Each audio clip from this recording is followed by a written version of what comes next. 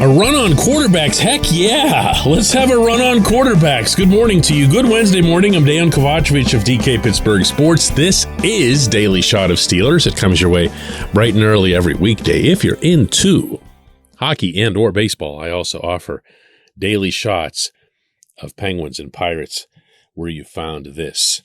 Not necessarily in this order. The top of the NFL draft, a little more than a month from now, will include the following names. And I'm talking about the top 5, 6 even.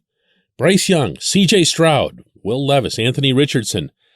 There's probably going to be a couple edge rushers up in that mix as well. But you're going to see quarterback after quarterback after quarterback taken. Because this isn't a complicated process for teams that need quarterbacks. Remember, that was your team just a year ago. So as they fall, and I love doing this. I love doing this every year. But last year was an exception, so it's time for a reminder. Every team that takes a quarterback is leaving behind a player that your team can actually use, because the Steelers will not be drafting a quarterback. They might end up with some Chris Oladokun type near the end. Remember, there is still a need for a third stringer. But for all these high picks, and there's a possibility, according to some scouting services, that a fifth quarterback could end up in the first round, not necessarily up in that high range. So what you're talking about here is a team that's sitting at 17, 32, and 49, but we're talking today mostly about the 17, that's going to have 1, 2, 3, 4 players out. 17 minus 4 equals 13. You learn something new every day. So the Steelers will have the 13th best player available to them in the draft, meaning non-quarterbacks. That can be a very, very good football player. Now, if you want to carry this concept on to other positions, you can say, well, listen, they're not chasing an edge rusher. And I just mentioned that edge rushers are up there, a couple of them actually in the top 10. And that's not to say that they'd pass on a Will Anderson if he drops, okay? I'm sure somebody would figure out a way to adjust accordingly at the Steelers' offices if they got some superstar that fell to them.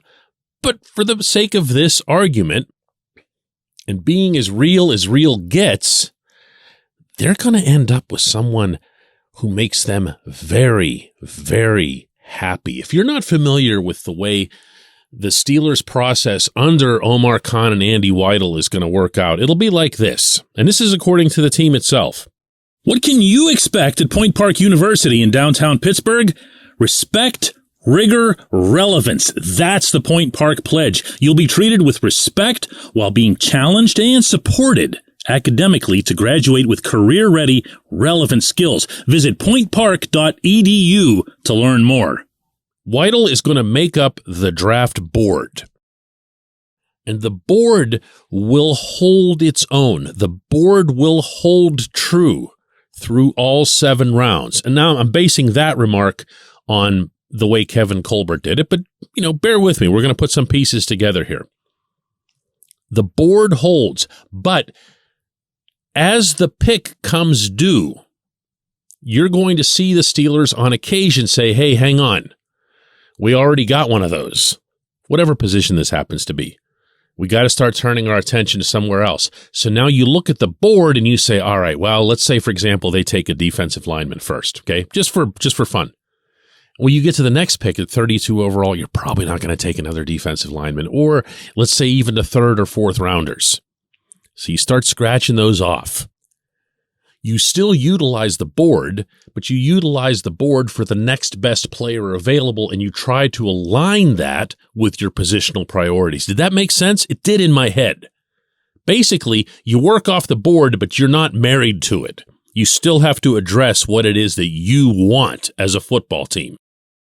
And within that, you might see circumstances where, let's say, some wide receiver that the Steelers really value, that they really think the world of, and they have him ranked, I don't know, in their top 10 or 15, but they're sitting there now at 49, and they're going, well, we don't really need a wide receiver. Well, it doesn't matter at that point. You're going to go off the board, off your own board.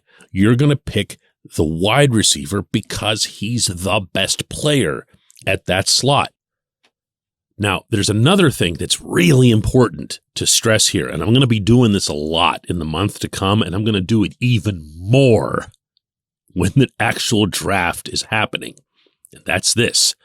The Steelers board will not look like Mel Kiper's board or anyone else's board because they're all different. And in the case of the teams themselves, all 32 of them will have different boards. And I don't just mean different boards when you get to the 5th, 6th, 7th rounds. I'm talking about a different top 10. You can take it to the bank that all 32 teams will have a different top 10, not influenced in any way, shape, or form by positional need. When the Steelers do their board, they're still going to have Bryce Young at number 1. Presuming that's where they see him. Even though they're not drafting Bryce Young, there's a 0.00% chance they're ending up with Young. But he'll still be number 1 on their board. So as you work your way down, the further you go, the more the boards deviate. So what ends up happening, now this is from the viewer's perspective, watching at home on TV, the Steelers get to, let's say, the 32nd pick as opposed to the 17th, because there's not too many big upsets that early in the draft.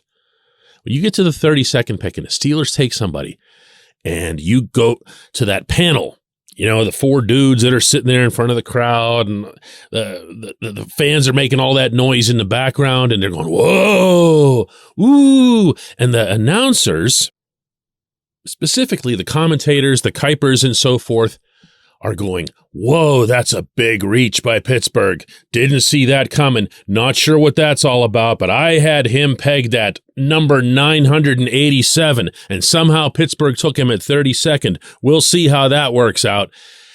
And you're sitting there, because they know more about this than me or you do, and you're going, wow, the Steelers really messed up. But you don't know that. You don't know that. In that moment, you don't know that. And you know who else doesn't know that? Kiper and all those other guys, because they don't have access to a sliver of a percentage of the information that the Steelers and the other 31 NFL franchises do. That's just the truth. Kiper does not have an army of scouts, an army of statisticians and analysts breaking down film, breaking down advanced numbers. And they don't have the means to take all of that information, process it into one big pile, and then have themselves an Andy Weidel sitting at the other end of this big Dr. Seuss-looking contraption to turn it into a board. They don't have that. The Steelers do. The other 31 teams do. One thing to remember through that entire 3-day drama is that no one that you're looking at, none of those TV people, none of the writers, nobody knows anywhere near as much as the worst drafting team participating. So in this scenario, the Steelers, I believe, are going to come away with a player that they hold in such high regard that he might be their 3rd or 4th or 5th best guy on the Weidel board, and I'm not exaggerating. When we come back, J1Q. This segment of Daily Shot is brought to you by our good friends at Mike's Beer Bar. They're located on Federal Street, directly across from PNC Park. Mike has more than 500 beers on tap, including from more than 50 local breweries. Stop in and say hello. Tell Mike we sent you. Mike's Beer Bar.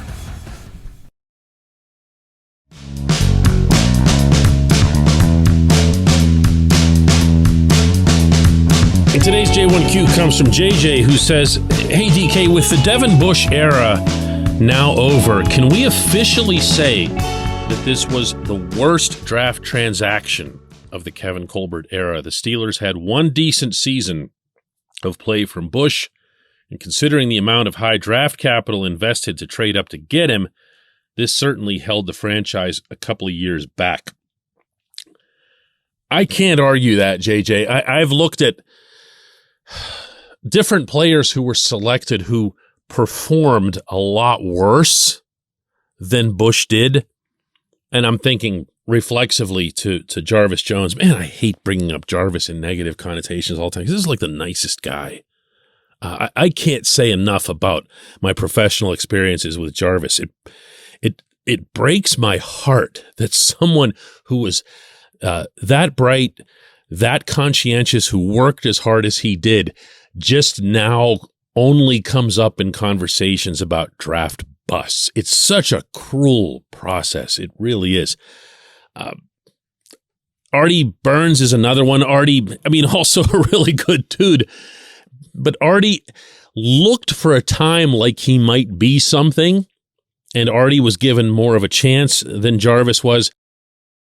But Jarvis, man, you got to understand, this was not his fault. Jarvis was not the one who looked at Jarvis's frame and said, oh yeah, edge rusher. When everyone else, when you want to talk about these peripheral experts, as I was in the opening segment, everyone else is looking at Jarvis and going, no way, man. He's going to get physically brutalized. Wait until he runs into an Andrew Whitworth or someone like that, just a mountain of a blocker. He's not going to go anywhere. And guess what? He didn't. Jarvis would get swallowed whole. And it wasn't anything that he was doing wrong. He just wasn't made for that position.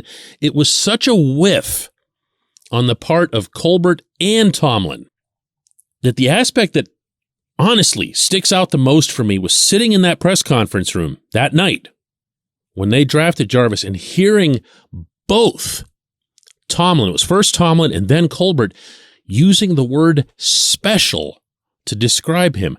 Now, I'm happy to tell you they've not used that term again in a draft setting. Biggest swing and miss there. Just absolutely whiffed. And in this case, the outside people proved to be right. Where Devin is concerned, it's a little different. I'm glad that you mentioned, that he wasn't always terrible. He wasn't. Those of us who have a memory, that go back as far as, 4 whole years can recall that Bush had a rookie year that had a lot of people thinking big. Got his hands on the football a lot. Remember that? You didn't see his hands on the football at all the last couple of years. What happened? Everyone knows what happened. The line of demarcation couldn't have been clearer. He blew out his knee. He needed a full year to recover from that. He needed another season, according to everybody involved, including the head coach, who really liked him, by the way. And he still didn't really get back to his footing until this past season. The part that stinks about Bush is that there was so much that happened along his comeback, along his ongoing recovery, that made you cringe so much as it related to his apparent willingness or lack thereof to tackle. That made him look like not a Steeler, or like he was cowardly, or even just, if you want to get more innocuous, that he was just worried that he'd re-injure himself.